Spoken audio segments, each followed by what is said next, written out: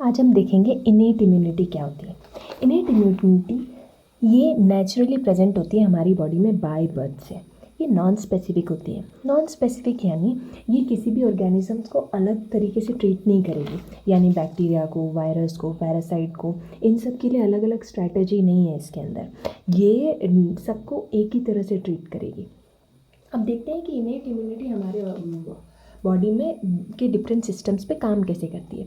सबसे पहले ले लेते हैं गैस्ट्रोइंटेस्टाइनल ट्रैक्ट, यानी डाइजेस्टिव सिस्टम पे कैसे काम करेगी। अब डाइजेस्टिव सिस्टम शुरू कहाँ से होगा? माउथ से। तो सपोज़ कि यहाँ माउथ से खाना अंदर जा रहा है। अब यहाँ पे सलाइवरी ग्लैंड्स है। अब ये सलाइवरी ग्लैंड्स लाइसोसोम नाम का एक एंजाइम रिलीज़ करेगी। अब ये सारे बैक्टीरियाज को वहीं पे डिस्ट्रॉय कर देगा। फिर जैसे ये खाना नीचे आएगा, यहाँ पे हमारे स्टमक में आ गया। अब यहाँ पे स्टमक में बहुत सारे डाइजेस्टिव जूसेस और एसिड रिलीज़ होगा। तो जैसे ही वह फूड उस एसिड के कांटेक्ट में आएगा, तो अगर उसके साथ में कोई टॉक्सिक सब्सटेंस या फिर कोई ऑर्गेनिज्म वहाँ तक पहुँच गया है, तो वो ये एसिड और डाइजेस्टिव जूसेस मिलके उसे डिस्ट्रॉय कर देंगे। ऐसे हमारे डाइजेस्टिव सिस्टम में हमारी इनेट इम्यूनिटी काम करती है। नेक्स्ट है रेस्पिरेटरी सिस्टम। अब रेस्पिरेटरी सिस्टम कैसे काम करेगा?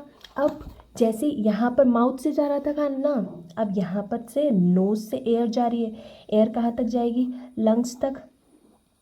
अब लंग्स तक जाएगी तो ये जो एयर पासेज का वे है पूरा, यहाँ पर सारे ये साइटोकाइंस होते हैं, डिफेंसिन्स और कैथेलिसिडियंस।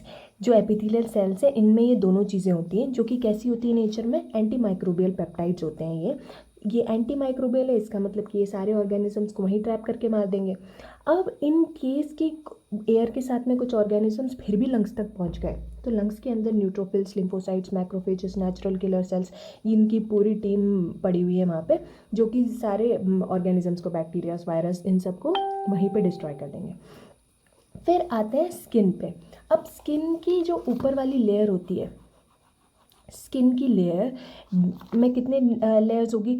एपिडर्मिस, डर्मिस और फिर नीचे हाइपोडर्मिस। तो ऊपर एपिडर्मिस वाली लेयर को भी आप 5 पार्ट्स में डिवाइड कर सकते हैं। तो जो उसकी सबसे ऊपर वाला पार्ट होता है उसको बोलते हैं स्ट्रैटम कॉर्नियम।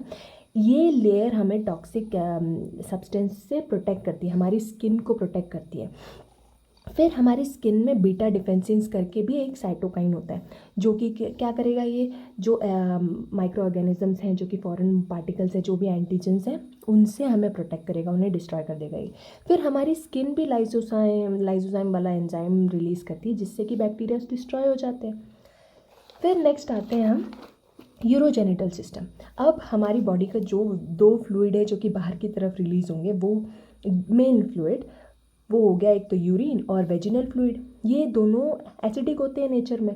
अब इनकी ये एसिडिक नेचर की वजह से ये बैक्टीरियाज को डिस्ट्रॉय कर देते हैं। अब इनेट इम्यूनिटी की टीम काम कैसे करती है? इनकी टीम में है कौन कौन? इसकी टीम में सबसे मेन काम करते हैं फैगोसाइटिक सेल्स। फैगोसाइटिक सेल्स कौन से हो गए? Neutrophils, monocytes, macrophages, natural killer cells, WBC, ये सारे फैगोसाइटिक सेल्स हो गए। अब ये क्या करते हैं? ये ट्रैप करते हैं, इंजेस्ट करते हैं, यानी खा लेते हैं, उसके बाद में फिर उन फॉरेन बॉडीज़ को डिस्ट्रॉय कर देंगे। और इनमें फिर साइटोकाइंस भी हेल्प करते हैं। सबसे ज़्यादा कौन सा? इंटरफेरॉन्स। ये क्या करते हैं? ये वायरसेस, पैरासाइट्स और कैंसर सेल्स जो होते हैं, इनका मल्टीप्लिकेशन ही रोक देते हैं। ये बॉडी में तबाही तभी फैलाएंगे जब ये मल्टीप्लाई हो पाए। अब ये मल्टीप्लाई ही नहीं हो पाएंगे तो फिर ये कैसे डिस्ट्रॉय करेंगे चीज़ों को? तो वो इंटरफेरेंस रोक देता है। Okay, thanks for watching.